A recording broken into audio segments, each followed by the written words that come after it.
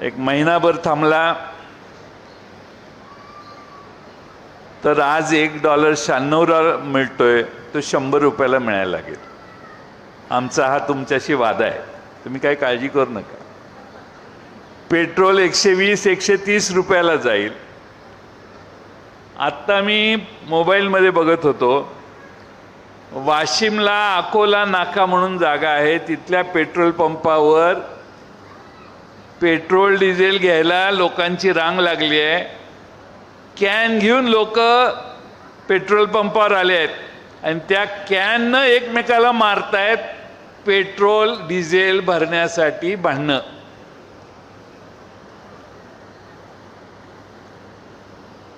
एकदा लॉकडाऊन झाला कोरोनाच्या वेळी, आता आपोआपच लॉकडाऊन करायची व्यवस्था होते का काय याची मला भीती वाटायला लागली. राज्यामध्ये देशामध्ये काही दिवसापूर्वी देशाच्या गृहमंत्र्यांनी भाषण केलंय, अपने पास 6 महीने का कोटा है, पेट्रोल है, डीजल है, गैस है, डरने की कोई बात नहीं. 15 दिवसाआधी केलं. महिना झाला नाही तर त्यांचा नेता सांगायला लागला, बाहेर फिरू नका, सोनं खरेदी करू नका, परदेशात जायचं बंद करा, बाकीच्या सगळ्या गोष्टी. अशाच भूमिका 2013ला मनमोहन सिंगांनी घेतलेली होती. जरा आर्थिक परिस्थिती काठावर आल्यावर त्यावेळी आपल्या राज्याच्या मुख्यमंत्र्यांनी ट्विट केलेलं होतं की देशात आर्थिक परिस्थिती थकलेली आहे, वाईट परिस्थिती यायला लागली, अशा अर्थाचं ट्विट 2013ला केलेलं. आज तेच म्हणतात की पंतप्रधानांनी जी घोषणा केलेली आहे त्याविषयी कुणी काही थट्टा करू नका. थट्टा कोणीच करत नाही,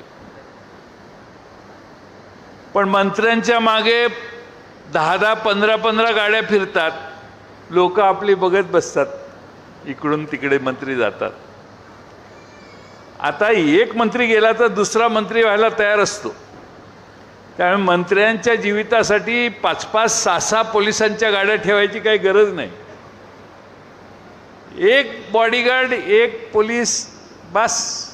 आम्ही आता मुंबईला जातो, 2-2, 3-3 गाड्या घेऊन जायचो. आम्ही ठरवलं एकच गाडी घेऊन जायचं, दुसरी गाडी आपल्या सोबत घेऊन जायचं नाही. मंत्र्यांनी ठरवलं, आपल्या ताफ्यामध्ये 10-10, 20-20 गाड्या होत्या, त्या कमी केल्या. स्वतः पंतप्रधान महोदय परवा 2 गाड्या घेऊन फिरले.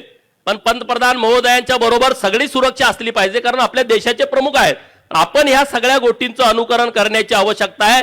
विरोधक ज्या पद्धतीनं हे घाणेरडं राजकारण करतायत त्या राजकारत्यांना चांगली बुद्धी यावी अशी प्रार्थना मारुती चौकातल्या मारुतीला मी करतो. आणि जरी चांगली बुद्धी नाही आली तर त्यांना कसं वळणावर आणायचं आम्हाला माहित आहे. त्यांनी जास्त शानपणा शिकू नये. इथं जिल्हा बँक काल त्या विशाल पाटलाला 250 कोटी रुपयाचं बोगस कर्ज प्रकरण दिलंय. लाजा वाटत नाही तुम्हाला? एखादी संस्था कर्ज भरत नाही, त्या संस्थेला परत कर्ज द्यायचं नसतं. जयंत पाटलांनी दबाव टाकून ते अधिकारी करायला तयार नव्हते. तुम्ही त्यांना 200-250 कोटी रुपयाचं लोन देताय आणि तुम्ही आम्हाला सल्ले सांगता का मोदी साहेबांना? इथं बँकेचं सांगा ना, तिथं नीट करा ना काशी तुमची. ती काय बँक तुमच्या बापाची आहे काय? बँक आमची आहे, गोरगरीब लोकांची. तुम्ही तिथं शिस्त लावू शकत नाही. तिथं तुम्ही शेकडो कोटी रुपयाचा घोटाळा केलाय आणि हे चालले सल्ले द्यायला नरेंद्र मोदी साहेबांना. अरे तिथं PMO आहे, तिथं खूप सल्लागार लोक आहेत, चांगली लोक आहेत आणि राष्ट्राचं ते हित बघतायत. तुम्ही इथलं बघा, गल्ली बोळामध्ये रस्ते करायचे कुठं बघा. 9-9, 10-10 वेळा तुम्ही अर्थ खात्याचे मंत्री राहता महाराष्ट्राचे, तुम्हाला कळत नाही रस्ता लागतो का नाही लागतो? मी जत मध्ये उमदीला MIDC घोषित करून आणली सरकारकडून 2000 एकर मधली, आणि आम्ही पास्थ्रू जाहिरात दिली. पास्थ्रू मध्ये डायरेक्ट उद्योगपतीने यावं आणि जमीन खरेदी करावं. आमच्याकडे 2च लोक आली. किती लोक आली? 2च लोक आली. मी अधिकाऱ्यांना विचारलं असं का झालं, की आमच्याकडे जमीन आहे, पाणी आहे, आम्ही कोणी तिथं सगळे संरक्षण द्यायला तयार आहे, तरी आमच्याकडे उद्योजक यायला का तयार नाहीत? अधिकाऱ्याने उत्तर दिलं, उद्योजकांचं म्हणणं असं आहे, उमदी MIDC पासून 5 ते 6 तासाच्या आतमध्ये JNPT ला माल पोचला पाहिजे. JNPT म्हणजे कुठं? मुंबईमध्ये, आणि उमदीमधनं माल तिथं गेला पाहिजे, तर इथं मोठे उद्योजक येऊ शकतात. अरे मग जर उमदीतनं JNPT-ला 6 तासात जर माल जायचा असेल तर त्याला रस्ता लागेल, हायवे लागेल. हे जयंत पाटलाला अक्कल नाही का एवढी की उमदीतून जर जतचं तुम्हाला कल्याण करायचं आहे तर त्याच्यासाठी रस्ता लावेल, ते काय विमानातनं जाणार नाही माल? एवढं कळत नाही तुम्हाला? आणि म्हणून महाराष्ट्राचे मुख्यमंत्री देवाभाऊनी या महाराष्ट्राचा एक त्रिकोणाचा विकास करायचा निर्णय घेतलाय. मुंबई ते नागपूर समृद्धी महामार्ग, गोवा ते मुंबई, आणि परत वर्धा ते सिंधुदुर्ग शक्तीपीठ महामार्ग.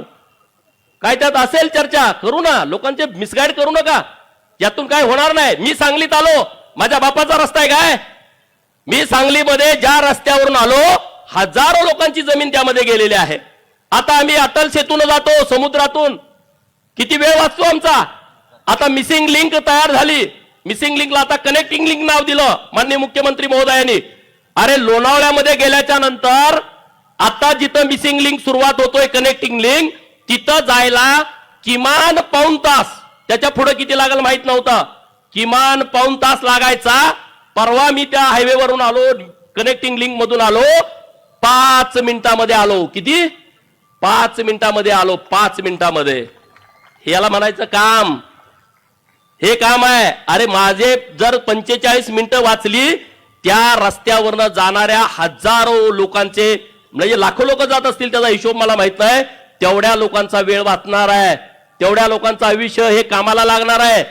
मग ते कनेक्टिंग लिंक करताना जमीन कुणाला तर गेली असेल का नसेल? समृद्धी महामार्ग, आता लोक इथून मुंबईमधून निघाले का 8-10 तासात तिकडे जातात, 18-18, 20-20 तास लागायचे. हे लोकांच्या जमिनीतच केलं ना, मागं पुढं असू शकतं. कुठले, आता इथं विमानतळ आहे, एवढे वर्ष विमानतळ नाही. कोल्हापूरला विमानतळ झालं, सोलापूरला विमानतळ झालं, कराडला विमानतळ आहे, तिकडं नांदेडला विमानतळ झालं, लातूरला विमानतळ आहे, संभाजीनगरचं विमानतळ मोठं झालं, नाशिकचं विमानतळ झालं, शिर्डीला नव्यानं विमानतळ तयार झालं, अमरावतीला झालं, सांगलीचं का नाही झालं? तुम्ही काय तिथं काय झाडू मारत होता का मंत्रालयात? काय करत होता? एवढे दिवस झाला नाही. रोज आम्ही पेपरला बातम्या वाचतो, सांगलीचं विमानतळ व्हायचं, तिथं अडचण आहे. मग तुम्ही काय करत होता तिथं? जमीन आहे, काय अडचण सांगा ना तुम्ही एकदा. तुम्हाला जमत नसेल तर आम्हाला सांगा, आणि जर सांगलीत होत नसेल तर जतला जागा देतो, करा तिकडं. 2000 एकर लागली, 2000 लोक आमची देतात ना, तुम्ही म्हणा तिकडं कसं काय गेलं? होतो, हे तर होत नसेल तर झालं पाहिजे का नाही झालं पाहिजे? सांगलीची प्रगती कशी होणार?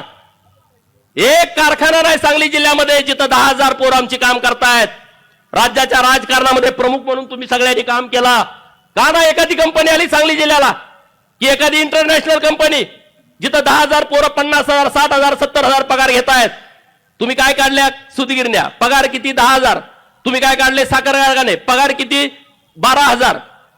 आयुष्य तुम्ही गुलाम करून टाकलं लोकांना. तुम्ही आम्हाला सल्ले देता, तुम्ही मोदी साहेबांना सल्ले देता. 32 लाख कोटीची कामं या देशामध्ये झालेत रस्त्याची. किती?